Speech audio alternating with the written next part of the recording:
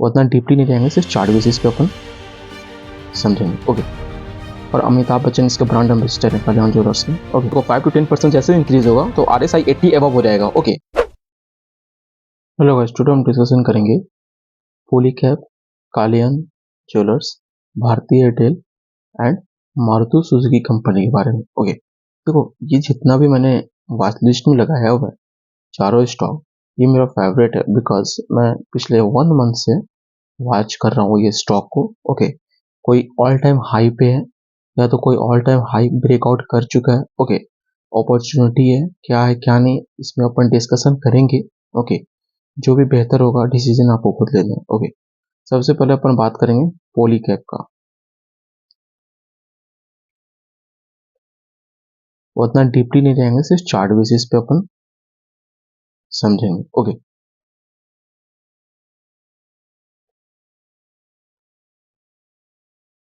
या Polycab current market price से बात करेंगे तो 5072 के आसपास का करेंट मार्केट प्राइस है पॉलीकैब का। ओके, एमएससीडी अगर आप ध्यान से देखोगे तो ग्रीन शो कर रहा है। ओके, यानी कि पॉजिटिविटी शो कर रहा है एमएससीडी पे। ओके, जो इसका ब्लू लाइन है, जो ट्रेंड लाइन है, वो अपसाइड की तरफ है। ओके, आरएसआई की बात करेंगे तो इन डेली बेसिस पे आरएसआई 63 के आसपास है। तो जब ये स्टॉक में कुछ ऐसा न्यूज आया था कि इनकम टैक्स पे नहीं कर पाई, कंपनी ने कुछ फ्रॉड किया है, सो दैट्स द रीजन, उस न्यूज के कारण सडनली ये डाउन हो गया था 25% के आसपास। ओके,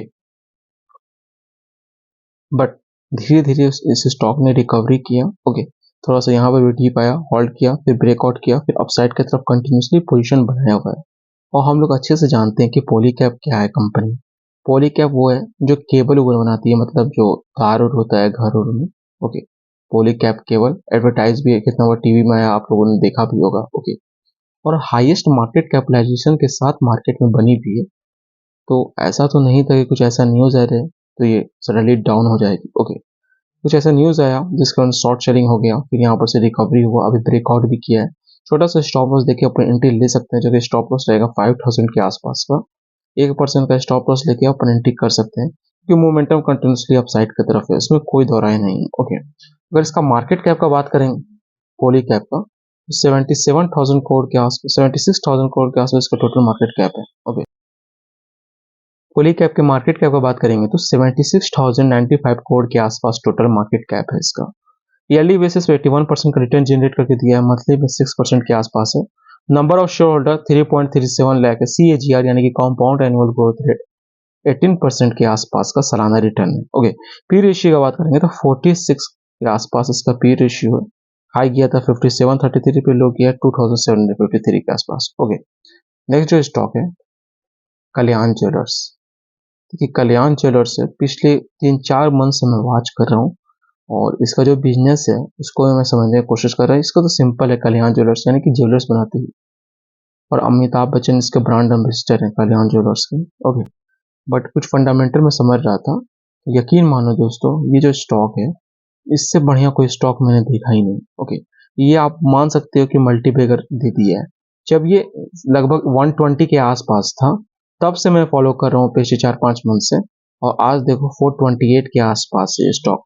ये स्टॉक थोड़ा सा करेक्शन होता है, फिर ये मोमेंटम अपसाइड की तरफ देता है। थोड़ा सा करेक्शन हुआ यहाँ पे, डीप गया, फिर अपसाइड की तरफ मारा, फिर डीप गया, फिर अपसाइड की तरफ मारा।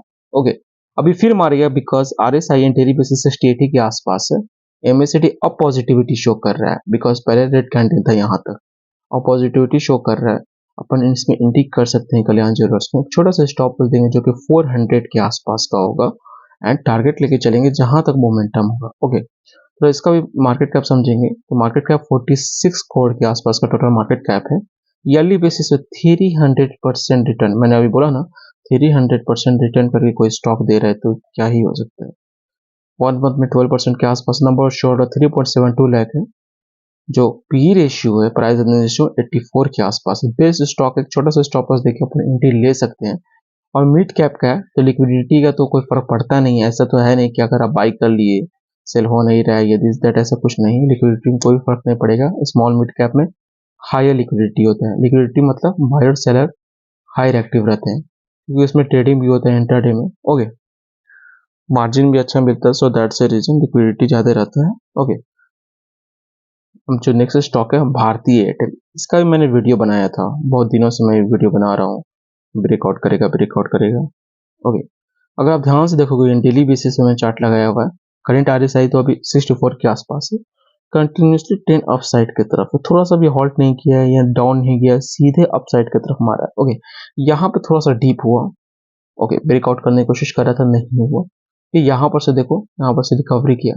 अभी जो इस पोजीशन में फंसा हुआ है, जो कि 1205 एंड 1242 के बीच में होल्ड कर रहा है, most of the probability chance है कि ये वीकेंड यानी कि अप्रैल, आज 1 अप्रैल है, ब्रेकआउट करेगा। ब्रेकआउट करेगा तो एक लंबा टारगेट देके जाएगा। ओके, स्टॉप लॉस लगा सकते हैं हम लोग 1200 के आसपास का। ओके, एंड वेट करेंगे 13-1400 इजिली दे देगा। क्योंकि देखो, इजिली देने का मैं ये नहीं बोल रहा हूँ कि भारतीय एयरटेल, एक तो आप लोग जानते हो लार्ज कैपिटलाइजेशन स्टॉक है। ओके, टेलीकॉम में सेकेंड नंबर पे आती है जियो के बाद, मार्केट कैप भी 7 लाख करोड़ के प्लस है। 10% का मतलब लगभग लगभग 60 करोड़ या 70 करोड़ का इन्वेस्टमेंट होगा, तभी वो 10% ऑफ साइड की तरफ मोमेंटम करेगा। ओके, बट यकीन मानो जिस तरह का चार्ट है, जैसा चार्ट शो कर रहा है, 10 to 20% ये कहीं नहीं गया विद इन 1 मंथ के अंदर में। ओके, जहां इसको होल्ड करना था यहाँ डीप किया, ओके, होल्ड किया। जहां इसको ब्रेकआउट करना था वहां ब्रेकआउट किया। ओके, जहां फिर इसको होल्ड करना है, आरएसआई कम है, वहां होल्ड कर रहा है। ओके, इससे बेहतर कुछ नहीं हो सकता। आंख बंद करके ये स्टॉक ले सकते हैं, छोटा सा स्टॉप लॉस देंगे 1200 के आसपास है, ज्यादा रिस्क नहीं लेंगे। ओके, देखो रिस्क लेने का क्या बात है कि आप जानो ये स्टॉक कभी भी होता है, कभी भी ऊपर ही जाएगा, चाहे ब्लू चिप कंपनी हो, कोई भी हो। अब भारतीय एयरटेल खत्म होने वाला नहीं है। चलो ठीक, कोई ऐसा कुछ ऐसा न्यूज आ गया, बट अपन हम तो स्टॉप लॉस लगा रहे हैं ना, हम तो केयरफुल रह रहे हैं। स्टॉप लॉस हिट हो जाएगा, फिर अपन देखेंगे किसको लेना है कि नहीं लेना है, यही सब बात है। ओके, छोटा सा स्टॉप लॉस लेके अपन एंट्री ले सकते हैं, टारगेट लेके चलेंगे जब तक मोमेंटम होगा भारतीय एयरटेल में। थोड़ा सा इसका फंडामेंटल का भी बात कर लेते हैं। ईयरली बेसिस पे 65% का रिटर्न दिया, मंथली बेसिस पे 8% का। जो नंबर ऑफ शेयर होल्डर है 7 लाख के आसपास है, CAGR 14% का पर एनम रिटर्न जनरेट करके दिया है। ओके, मार्केट कैप का बात करेंगे तो 726 यानी कि 7,26,616 करोड़ के आसपास टोटल मार्केट कैप है इसका। ओके, तो नेक्स्ट जो स्टॉक है मारुति सुजुकी। मारुति सुजुकी के चार्ट अगर पिछले महीना अगर आप देखोगे तो आप इस स्टॉक को अवॉइड करना ही बेहतर समझते हैं। 76 के आसपास RSI है, MACD हाईएस्ट पॉजिटिविटी शो कर रहा है। ओके, जब इसको होल्ड करना था होल्ड किया, जब इसको ब्रेकआउट करना था ब्रेकआउट किया, फिर यहाँ पे होल्ड किया, फिर ब्रेकआउट किया। अभी जो करंट मार्केट प्राइस है 12,613 के आसपास है।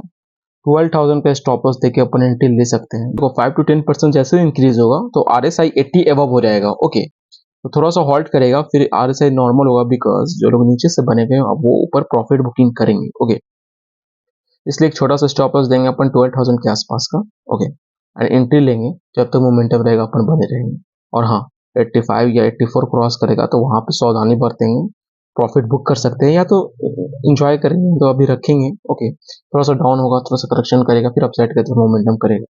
ये सबका एक फेज होता है। कोई ब्लू चिप कंपनी है, रिलायंस का अपना होता है, एयरटेल का अपना होता है, मारुति का अलग होता है। अभी फिलहाल मारुति एयरटेल चल रहा है, रिलायंस का जब था तो मैंने वीडियो बनाया था। मार्केट कैप 4 लाख करोड़ के आसपास है मारुति सुजुकी का। ईयरली बेसिस पे 54% का रिटर्न दिया, मंथली बेसिस पे 9% के आसपास का। पी रेशियो 33 ये बाउंड वीक हाई गया था 12,726 एंड लो किया 8,000 के आसपास। नंबर ऑफ शेयर होल्डर का बात करेंगे तो 3.88 लाख शेयर होल्डर है। पी रेशियो 32.50 के आसपास का price earning ratio. Okay, Maruti Suzuki का मैं अगर दिखाऊं तो मंथली बेसिस में चार्ट देखना चाहिए।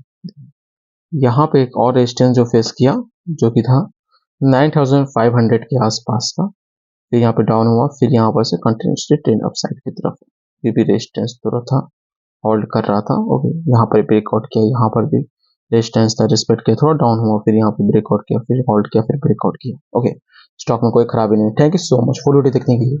चैनल के सपोर्ट के लिए लाइक से सब्सक्राइब कर दीजिए। Thank you so much.